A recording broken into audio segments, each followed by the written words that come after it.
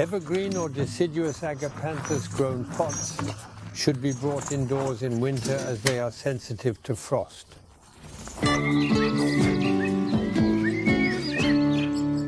Agapanthus are not very difficult plants, whether they are grown in the ground or in pots. As long as they get some sun during the summer, they will bloom generously. However, Agapanthus grown in pots need to be brought indoors by autumn. In mild regions, pots could be left outside as long as they are gathered in a fairly dry place to prevent excess moisture during winter. In colder regions, needed to clean the pots before bringing them indoors, removing the wilted flowers. On all the Agapanthus. But before bringing our Agapanthus indoors, it is important to thoroughly clean the yellow leaves, the bad leaves as well, and the leaves that have fallen on top. Therefore, a good cleaning is necessary to prevent rotting later on. We will now move on to other Agapanthus, the Agapanthus that have been planted in the ground, which I will uproot and also bring in with these other Agapanthus.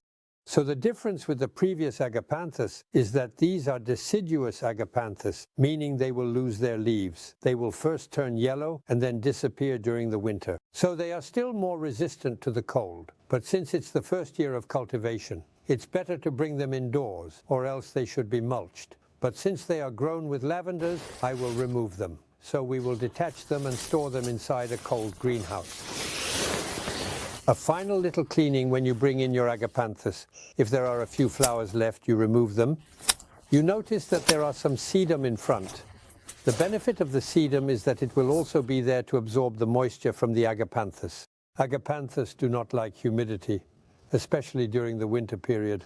I will store them here on gravel in this cold greenhouse.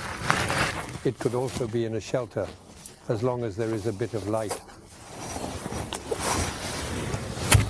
There you go. Now these Agapanthus will be able to spend the winter indoors with a temperature hovering around 0 degrees.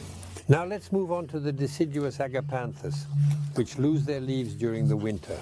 Big cleanup, so I will be able to cut the leaves since they will not be useful during the winter, and then they will be in a vegetative rest.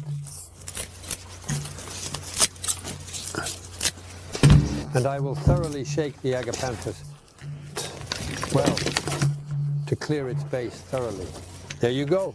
Now we can see the root very clearly. It is indeed clean. I am actually going to repot it in a pot.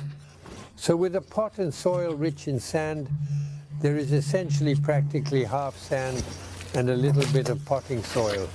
I will carefully bury it indoors. I cover it with my substrate and securely with great care.